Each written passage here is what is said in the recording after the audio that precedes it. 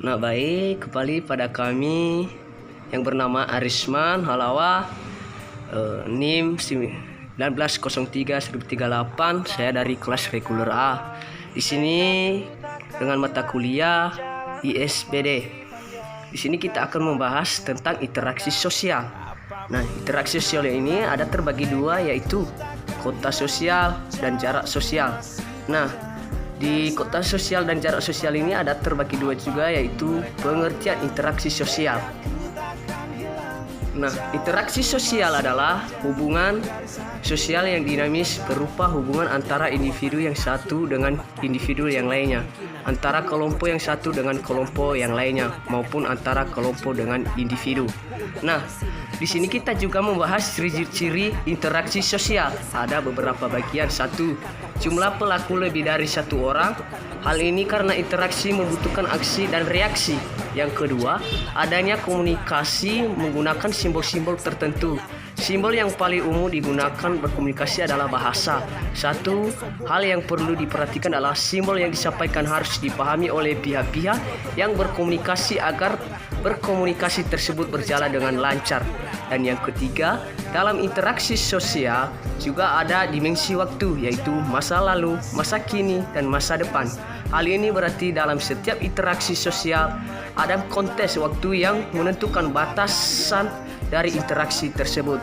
Dan yang keempat, adanya tujuan yang ingin dicapai. Tujuan tersebut dapat menentukan apakah interaksi akan mengarah kepada kerjasama atau mengarah kepada pertentangan.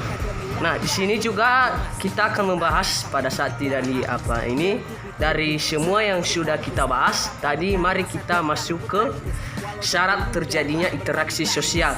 Ada dua komponen, yaitu kota sosial dan jarak sosial. Nah, kita akan membahas satu, kota sosial. Kota sosial adalah upaya hubungan antara satu pihak dengan pihak lain. Hal tersebut merupakan hal terjadi interaksi sosial di mana masing-masing pihak saling bereaksi meskipun tidak harus bersentuhan secara fisik. Dan yang kedua adalah jarak sosial. Jarak sosial adalah pemisahan secara sosial yang dianggap ada dan terjadi antara individu, antara kelompok, atau antara individu dan kelompok. Penggunaan jarak sosial dalam sosiologi adalah untuk mengetahui hubungan sosial dalam suatu kelompok atau antar kelompok. Nah, faktor-faktor pendorong interaksi sosial ada beberapa bagian, yaitu satu, imitasi, dua, identifikasi, dan tiga, sugesti, dan empat, simpati, dan lima, empati. Nah, di sini kami akan membahas satu persatu, yaitu imitasi. Imitasi adalah suatu proses belajar dengan cara meniru atau mengikuti perilaku orang lain. Nah, contohnya, seorang anak yang bercita-cita menjadi seorang dokter berpenampilan menggunakan pakaian dokter seolah dirinya berperan sebagai dokter. Yang kedua, seorang pria mengikuti gaya model rambut sekarang. Yang kedua, identifikasi. Identifikasi adalah suatu dorongan untuk menjadi identik sama dengan orang lain. Proses identifikasi memerlukan suatu figur yang ideal bagi pelakunya. Contoh, seorang pria asal Indonesia yang bernama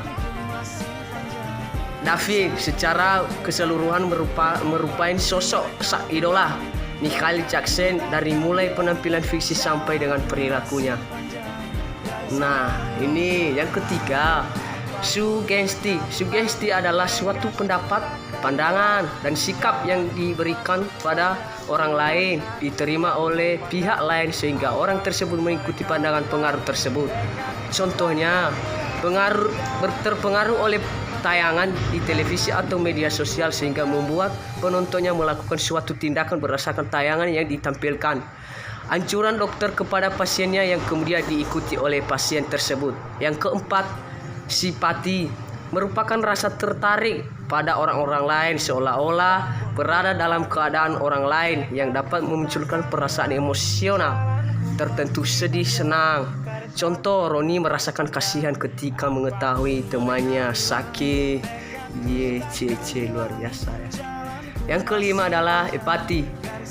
adalah kepedulian terhadap orang lain atau kelompok lain yang ditandai dengan tindakan nyata. Contoh, Aldi menolong temannya yang terjatuh dari sepeda motor sehingga membawanya ke rumah sakit. Wow, pedulinya. Jarak sosial adalah pemisahan secara sosial yang dianggap ada dan terjadi antara individu dan kelompok. Penggunaan jarak sosial dalam sosiologi adalah untuk mengetahui hubungan sosial dalam suatu kelompok atau antar kelompok. Di tengah wabah COVID ini, kita menerapkan yang namanya social distancing yang dianjurkan oleh pemerintah. Apa itu social distancing? Social distancing adalah upaya dalam menangani virus corona yang semakin meluas dengan cara mencegah infeksi virus melalui melarang masyarakat untuk berkerumunan dan menghindari saling bersentuhan.